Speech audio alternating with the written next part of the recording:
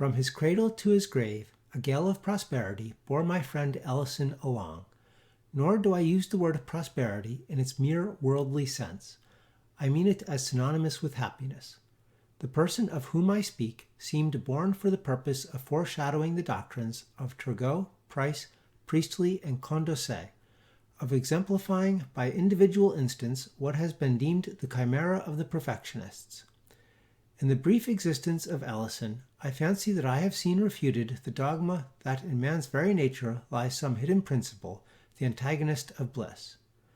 An anxious examination of his career has given me to understand that in general, from the violation of a few simple laws of humanity arises the wretchedness of mankind.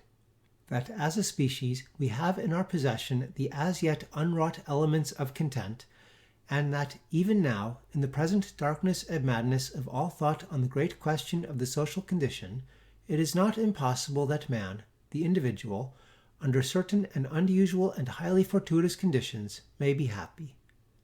With opinions such as these, my young friend, too, was fully imbued, and thus it is worthy of observation that the uninterrupted enjoyment which distinguished his life was, in great measure, the result of preconcert. It is indeed evident that with less of the instinctive philosophy which, now and then, stands so well in the stead of experience, Mr. Ellison would have found himself precipitated, by the very extraordinary success of his life, into the common vortex of unhappiness which yawns for those of preeminent endowments. But it is by no means my object to pen an essay on happiness. The ideas of my friend may be summed up in a few words. He omitted but 4 elementary principles, or, more strictly, conditions of bliss. That which he considered chief was, strange to say, the simple and purely physical one of free exercise in the open air. The health, he said, attainable by other means is scarcely worth the name. He instanced the ecstasies of the fox-hunter and pointed to the tillers of the earth, the only people who, as a class, can be fairly considered happier than others. His second condition was the love of woman. His third and most difficult of realization was the contempt of ambition. His fourth was an object of unceasing pursuit, and he held that, other things being equal, the extent of attainable happiness was in proportion to the spirituality of this object. Ellison was remarkable in the continuous profusion of good gifts lavished upon him by fortune. In personal grace and beauty he exceeded all men. His intellect was of that order to which the acquisition of knowledge is less a labor than an intuition and a necessity. His family was one of the most illustrious of the empire. His bride was the loveliest and most devoted of women. His possessions had been always ample, but on the attainment of his majority, it was discovered that one of those extraordinary freaks of fate had been played in his behalf which startle the whole social world amid which they occur, and seldom fail radically to alter the moral constitution of those who are their objects. It appears that about 100 years before Mr. Ellison's coming of age, there had died in a remote province one Mr. Seabright Ellison. This gentleman had amassed a princely fortune, and, having no immediate connections, conceived the whim of suffering his wealth to accumulate for a century after his decease. Minutely and sagaciously directing the various modes of investment, he bequeathed the aggregate amount to the nearest of blood, bearing the name of Ellison, who should be alive at the end of the 100 years. Many attempts have been made to set aside this singular bequest. Their ex post facto character rendered them abortive, but the attention of a jealous government was aroused, and a legislative act finally obtained forbidding all similar accumulations. This act, however, did not prevent young Ellison from entering into possession on his 21st birthday, as the heir of his ancestor Seabright, of a fortune of $450 millions. When it had become known that such was the enormous wealth inherited, there were, of course, many speculations as to the mode of its disposal. The magnitude and the immediate availability of the sum bewildered all who thought on the topic. The possessor of any appreciable amount of money might have been imagined to perform any one of 1,000 things. With riches merely surpassing those of any citizen, it would have been easy to suppose him engaging to supreme excess in the fashionable extravagances of his time, or busying himself with political intrigue, or aiming at ministerial power, or purchasing the increase of nobility, or collecting large museums of virtue, or playing the munificent patron of letters, of science, of art, or endowing and bestowing his name upon extensive institutions of charity. But for the inconceivable wealth in the actual possession of the air, these objects and all ordinary objects were felt to afford too limited a field. Recourse was had to figures, and these but sufficed to confound. It was seen that, even at 3%, the annual income of the inheritance amounted to no less than $13,500,000, which was $1,125,000 per month, or $36,968 per day, or $1,541 per hour, or $6.20 every minute that flew. Thus the usual track of supposition was thoroughly broken up. Men knew not what to imagine. There were even some who conceived that Mr. Ellison would divest himself of at least one half of his fortune, as of utterly superfluous opulence, enriching whole troops of his relatives by division of his superabundance.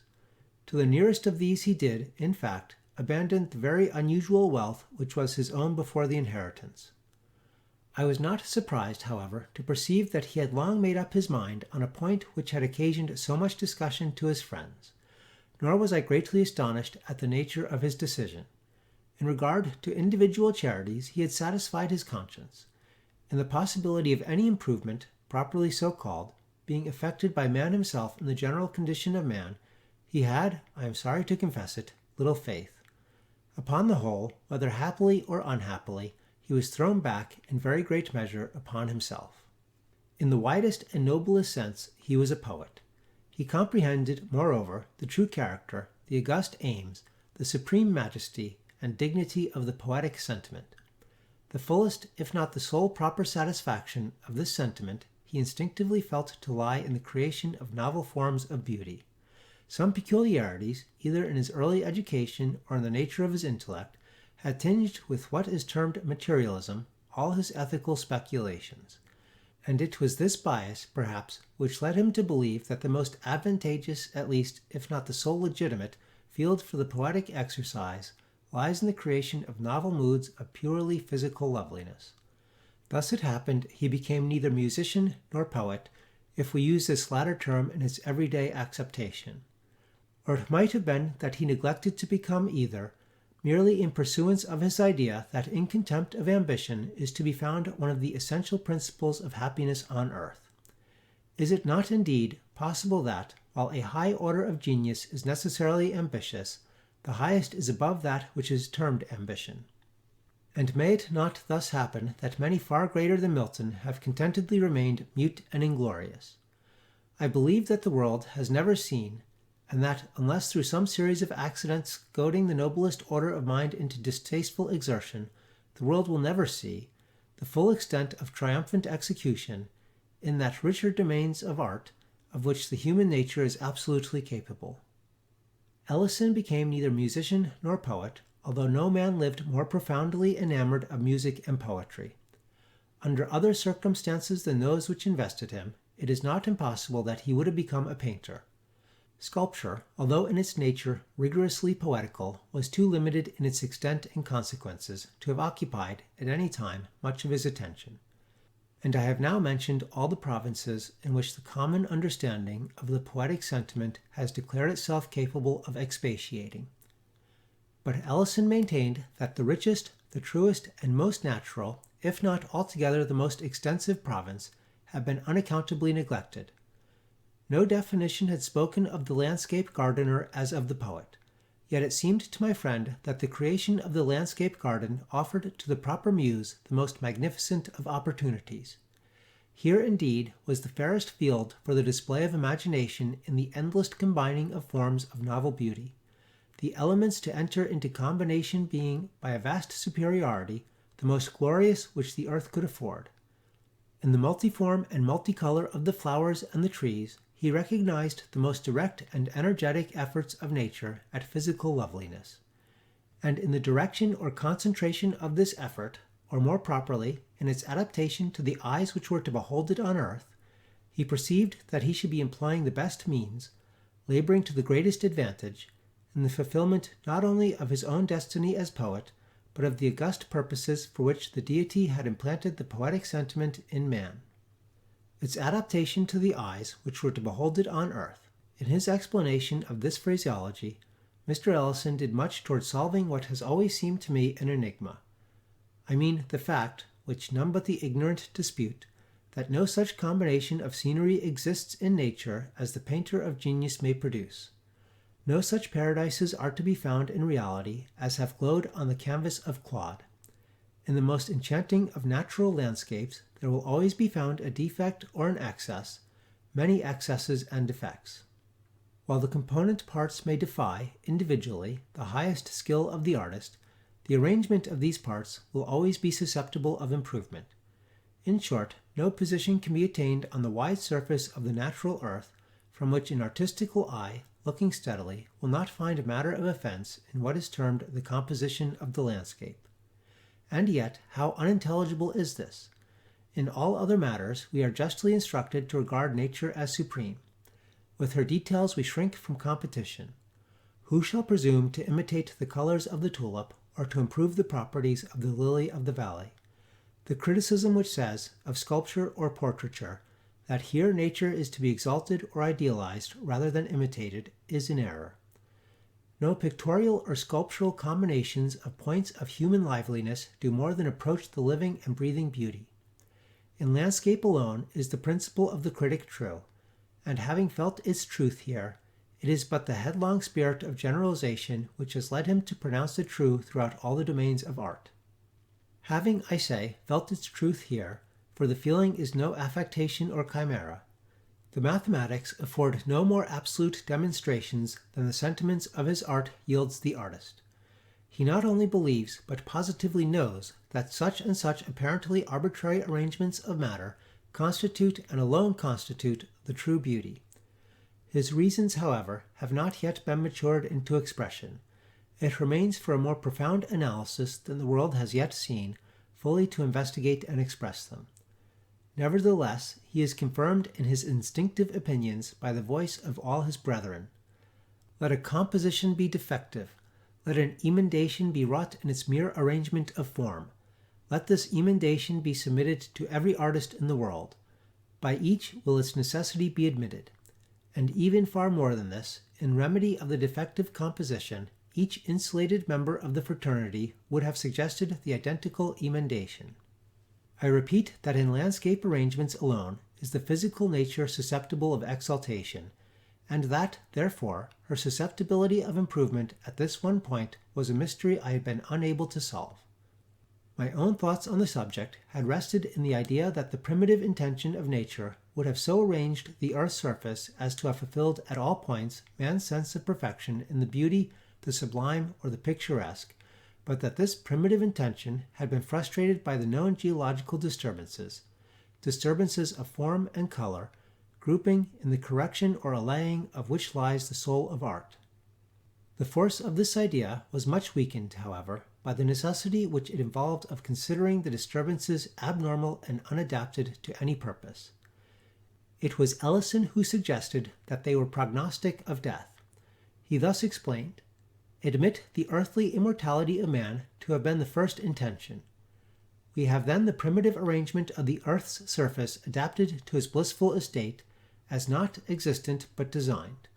The disturbances were the preparations for his subsequently conceived deathful condition. Now, said my friend, what we regard as exaltation of the landscape may be really such as respects only the moral or human point of view. Each alteration of the natural scenery may possibly effect a blemish in the picture, if we can suppose this picture viewed at large, in mass, from some point distant from the earth's surface, although not beyond the limits of its atmosphere. It is easily understood that what might improve a closely scrutinized detail may at the same time injure a more general or more distantly observed effect. There may be a class of beings, human ones, but now invisible to humanity, to whom from afar our disorder may seem order, our unpicturesqueness picturesque. In a word, the earth angels, for whose scrutiny more especially than our own, and for whose death refined appreciation of the beautiful, may have been set in array by God the wide landscape gardens of the hemispheres. In the course of discussion, my friend quoted some passages from a writer on landscape gardening who had been supposed to have well treated his theme. There are properly but two styles of landscape gardening, the natural and the artificial.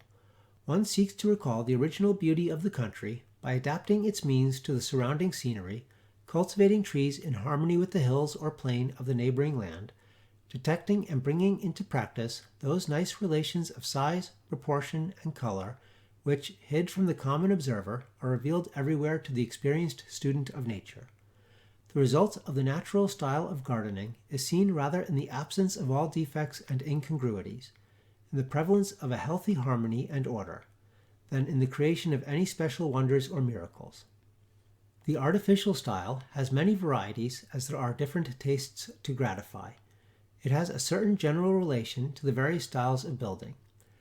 There are the stately avenues and retirements of Versailles, Italian terraces, and a various mixed Old English style which bear some relation to the domestic, Gothic, or English Elizabethan architecture. Whatever may be said against the abuses of the artificial landscape gardening, a mixture of pure art in a garden scene adds to it a great beauty. This is partly pleasing to the eye by a show of order and design, and partly moral. A terrace, with an old moss-covered balustrade, calls up at once to the eye the fair forms that have passed there in other days. The slightest exhibition of art is an evidence of care and human interest. From what I have already observed, said Allan, you will understand that I reject the idea, here expressed, of recalling the original beauty of the country. The original beauty is never so great as that which may be introduced. Of course, everything depends on the selection of a spot with capabilities. What is said about detecting and bringing into practice nice relations of size, proportion, and color is one of those mere vaguenesses of speech which serve to veil inaccuracy of thought. The phrase quoted may mean anything, or nothing, and guides in no degree. That the true result of the natural style of gardening is seen rather in the absence of all defects and incongruities than in the creation of any special wonders or miracles, is a proposition better suited to the groveling apprehension of the herd than to the fervid dreams of the man of genius. The negative merit suggested appertains to that hobbling criticism which, in letters, would elevate Addison into apotheosis. In truth, while that virtue which consists in the mere avoidance of vice appeals directly to the understanding, and can thus be circumscribed in rule, the loftier virtue, which flames in creation, can be apprehended in its results alone. Rule applies to the merits of denial, to the excellencies which refrain. Beyond these, the critical art can but suggest. We may be instructed to build a Cato, but we are in vain told how to conceive a Parthenon or an Inferno.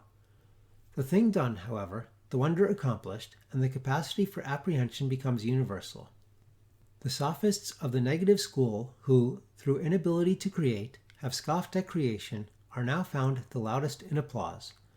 What, in its chrysalis condition of principle, affronted their demure reason, never fails, in its maturity of accomplishment, to extort admiration from their instinct of beauty. The author's observations on the artificial style, continued Allan, are less objectionable. A mixture of pure art in a garden scene adds to it a great beauty. This is just, as also is the reference to the sense of human interest. The principle expressed is incontrovertible, but there may be something beyond it.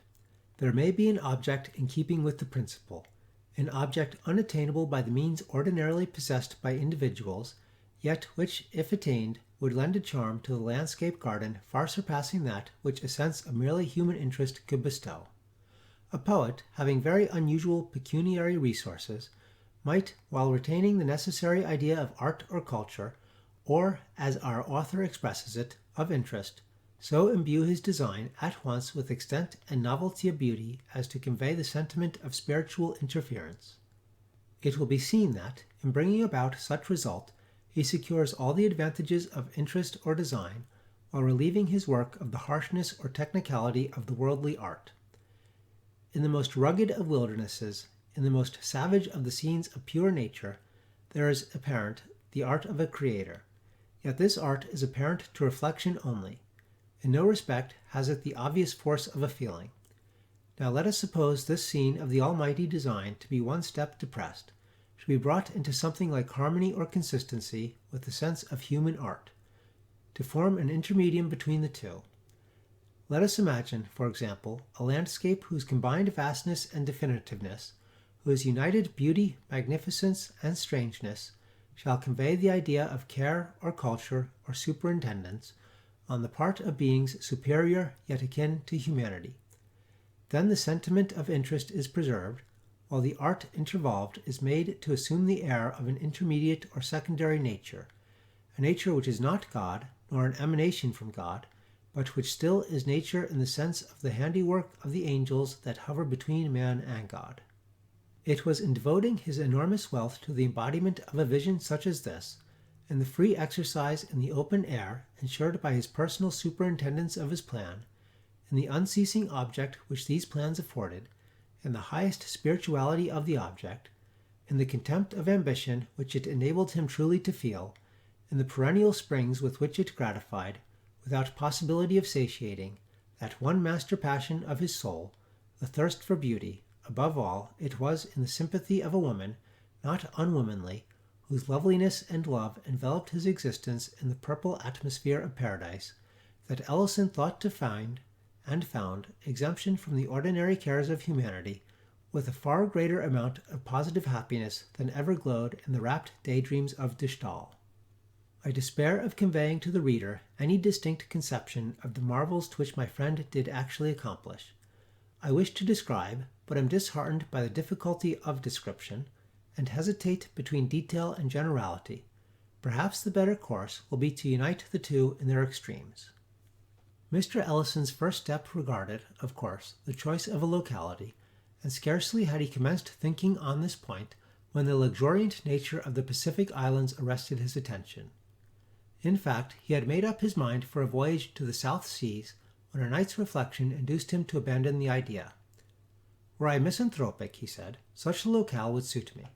The thoroughness of its insulation and seclusion, and the difficulty of ingress and egress, would in such case be the charm of charms. But as yet I am not Timon. I wish the composure, but not the depression of solitude. There must remain with me a certain control over the extent and duration of my repose. There will be frequent hours in which I shall need, too, the sympathy of the poetic in what I have done. Let me seek, then, a spot not far from a populous city, whose vicinity also will best enable me to execute my plans. In search of a suitable place so situated, Ellison traveled for several years, and I was permitted to accompany him. 1,000 spots with which I was enraptured he rejected without hesitation, for reasons which satisfied me, in the end, that he was right. We came at length to an elevated tableland of wonderful fertility and beauty, affording a panoramic prospect very little less in extent than that of Etna, and, in Ellison's opinion as well as my own, surpassing the far-famed view from that mountain in all the true elements of the picturesque. I am aware, said the traveller, as he drew a sigh of deep delight after gazing on this scene, entranced for nearly an hour, I know that here, in my circumstances, 9/10 of the most fastidious of men would rest content. This panorama is indeed glorious, and I should rejoice in it, but for the excess of its glory. The taste of all the architects I have ever known leads them, for the sake of prospect, to put up buildings on hilltops. The error is obvious. Grandeur in any of its moods, but especially in that extent, startles, excites, and then fatigues, depresses. For the occasional scene, nothing can be better. For the constant view, nothing is worse. And in the constant view, the most objectionable phase of grandeur is that of extent. The worst phase of extent, that of distance. It is at war with the sentiment and with the sense of seclusion, the sentiment and sense which we seek to humor in retiring to the country. In looking from the summit of a mountain, we cannot help feeling abroad in the world. The heart-sick avoid distant prospects as a pestilence. It was not until the close of the 4th year of our search that we found a locality with which Ellison professed himself satisfied. It is, of course, needless to say where was the locality. The late death of my friend, in causing his domain to be thrown open to certain classes of visitors, has given to Arnheim a species of secret and subdued, if not solemn celebrity, similar in kind, although infinitely superior in degree, to that which so long distinguished Fonthill. The usual approach to Arnheim was by river. The visitor left the city in the early morning. During the forenoon he passed between shores of a tranquil and domestic beauty, on which grazed innumerable sheep, their white fleeces spotting the vivid green of rolling meadows. By degrees the idea of cultivation subsided into that of merely pastoral care. This slowly became merged in a sense of retirement, this again in a consciousness of solitude. As the evening approached, the channel grew more narrow, the banks more and more precipitous, and these latter were clothed in rich, more profuse, and more somber foliage. The water increased in transparency. The stream took 1,000 turns, so that at no moment could its gleaming surface be seen for a greater distance than a furlong. At every instant the vessel seemed imprisoned within an enchanted circle, having insuperable and impenetrable walls of foliage, a roof of ultramarine satin, and no floor, the keel balancing itself with admirable nicety on that of a phantom bark, which, by some accident having been turned upside down, floated in constant company with the substantial one, for the purpose of sustaining it. The channel now became a gorge, although the term is somewhat inapplicable, and I employ it merely because the language has no word which better represents the most striking, not the most distinctive, feature of the scene. The character of gorge was maintained only in the height and parallelism of the shores. It was lost altogether in their other traits. The walls of the ravine, through which the clear water still tranquilly flowed, arose to an elevation of 100 and occasionally of 150 feet, and inclined so much toward each other as, in a great measure, to shut out the light of day, while the long, plume-like moss, which deepened densely from the intertwining shrubberies overhead, gave the whole chasm an air of funeral gloom. The windings became more frequent and intricate, and seemed often as if returning in upon themselves, so that the voyager had long lost all idea of direction. He was, moreover, enwrapped in an exquisite sense of the strange. The thought of nature still remained, but her character seemed to have undergone modification. There was a weird symmetry, a thrilling uniformity, a wizard propriety in these her works. Not a dead branch, not a withered leaf, not a stray pebble, not a patch of the brown earth was anywhere visible.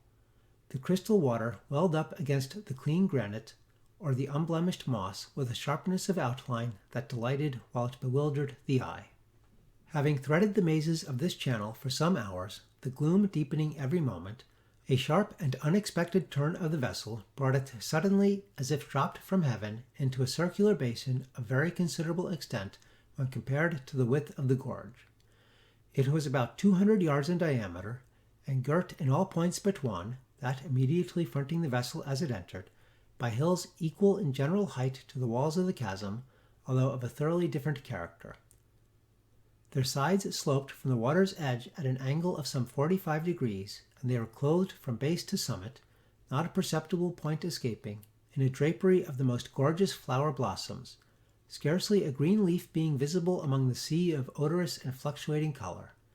This basin was of great depth, but so transparent was the water that the bottom, which seemed to consist of a thick mass of small round alabaster pebbles, was distinctly visible by glimpses. That is to say, whenever the eye could permit itself not to see, far down in the inverted heaven, the duplicate blooming of the hills. On these latter there were no trees, nor even shrubs of any size. The impressions wrought on the observer were those of richness, warmth, color, quietude, uniformity, softness, delicacy, daintiness, voluptuousness, and a miraculous extremeness of culture that suggested dreams of a new race of fairies, laborious, tasteful, magnificent, and fastidious. But as the eye traced upward the myriad-tinted slope from its sharp junction with the water to its vague termination amid the folds of overhanging clouds, it became, indeed, difficult not to fancy a panoramic cataract of rubies, sapphires, opals, and golden onyxes rolling silently out of the sky.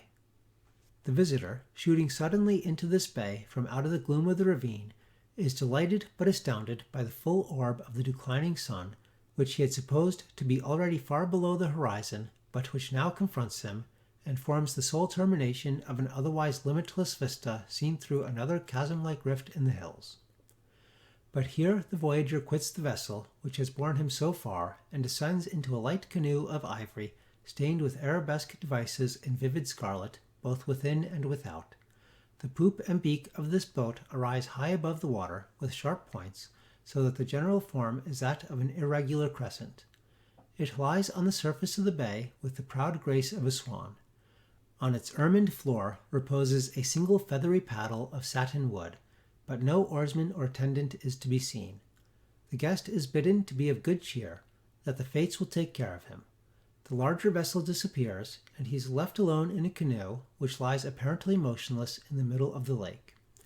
While he considers what course to pursue, however, he becomes aware of a gentle movement in the fairy bark. It slowly swings itself around until its prow points toward the sun. It advances with a gentle but gradually accelerated velocity, while the slight ripples it creates seem to break about the ivory side in divinest melody, seem to offer the only possible explanation of the soothing yet melancholy music for whose unseen origin the bewildered voyager looks around him in vain. The canoe steadily proceeds, and a rocky gate of the vista is approached, so that its steps can be more distinctly seen. To the right arises a chain of lofty hills, rudely and luxuriantly wooded. It is observed, however, that the trait of exquisite cleanness where the bank dips into the water still prevails. There is not one token of the usual river debris. To the left, the character of the scene is softer and more obviously artificial. Here the bank slopes upward from the stream in a very gentle ascent, forming a broad sward of grass in a texture resembling nothing so much as velvet, and of a brilliancy of green which would bear comparison with the tint of the purest emerald. This plateau varies in width from 10 to 300 yards, reaching from the river bank to a wall 50 feet high, which extends in an infinity of curves, but following the general direction of the river, until lost in the distance to the westward. This wall is one of continuous rock, and has been formed by cutting perpendicularly the once rugged precipice of the stream's southern bank, but no trace of the labor has been suffered to remain. The chiseled stone has the hue of ages, and is profusely overhung and overspread with the ivy, the coral honeysuckle, the eglantine, and the clematis. The uniformity of the top and bottom lines of the wall is fully relieved by occasional trees of gigantic height, growing singly or in small groups, both along the plateau and in the domain behind the wall, but in close proximity to it, so that frequent limbs, of the black walnut especially, reach over and dip their pendant extremities into the water. Farther back within the domain, the vision is impeded by an impenetrable screen of foliage. These things are observed during the canoe's gradual approach to what I have called the gate of the vista. On drawing nearer to this, however, its chasm-like appearance vanishes. A new outlet from the bay is discovered to the left, in which direction the wall is also seen to sweep, still following the general course of the stream. Down this new opening the eye cannot penetrate very far, for the stream, accompanied by the wall, still bends to the left until both are swallowed up by the leaves. The boat nevertheless glides magically into the winding channel, and here the shore opposite the wall is found to resemble that opposite the wall in the straight vista. Lofty hills, rising occasionally into mountains, and covered with vegetation in wild luxuriance, still shut in the scene. Floating gently onward, but with a velocity slightly augmented, the voyager, after many short turns, finds his progress apparently barred by a gigantic gate, or rather door, of burnished gold, elaborately carved and fretted, and reflecting the direct rays of the now fast sinking sun with an effulgence that seems to wreath the whole surrounding forest in flames. This gate is inserted in the lofty wall, which here appears to cross the river at right angles. In a few moments, however, it is seen that the main body of the water still sweeps in a gentle and extensive curve to the left, the wall following it as before, while a stream of considerable volume, diverging from the principal one, makes its way, with a slight ripple, under the door, and is thus hidden from sight. The canoe falls into the lesser channel and approaches the gate. Its ponderous wings are slowly and musically expanded. The boat glides between them and commences a rapid descent into a vast amphitheater entirely begirt with purple mountains, whose bases are laved by a gleaming river throughout the full extent of their circuit. Meantime, the whole paradise of Arnheim bursts upon the view. There is a gush of entrancing melody, there is an oppressive sense of strange sweet odor, there is a dreamlike intermingling to the eye of tall, slender eastern trees, bosky shrubberies, flocks of golden and crimson birds, lily-fringed lakes, meadows of violets, tulips, poppies, hyacinths, and tuberoses, long intertangled lines of silver streamlets, and, unsurprising confusedly from amid all, a mass of semi-Gothic, semi-Saracenic architecture, sustaining itself by miracle in mid-air, glittering in the red sunlight with 100 oriels, minarets, and pinnacles, and seeming the phantom handiwork conjointly of the sylphs, of the fairies, of the genii, and of the gnomes.